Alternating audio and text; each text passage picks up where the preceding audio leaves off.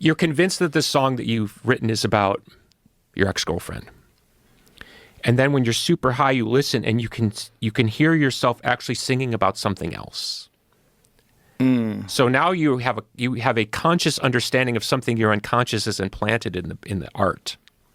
And once I became conscious of the process, I became more aware of how to consciously plant messages in my music. Does that make sense? Yeah. You just operated on layers. You put stuff in there. Yes, but I didn't know that I was doing it until I did a lot of drugs. That there was this other voice at work, this subliminal voice. Like, can you give me an example? The conscious mind wants to believe the song's about your ex-girlfriend, but what it's really about is about being abandoned by your mother. Ooh. If you came up to me and said, "What's that song about?" and I trust you, and I go, "Oh, it's just about my ex," I believed it. I would believe it, like 100%.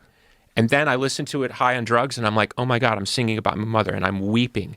And I had no conscious mind when I wrote the song that it was about my mother. Wow. And then once I have that kind of agape moment of like, holy shit, then I go back and listen to the music sober and I can totally hear it.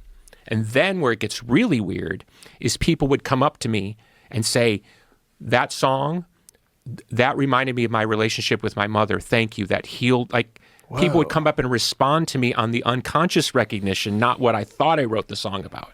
That blew my mind.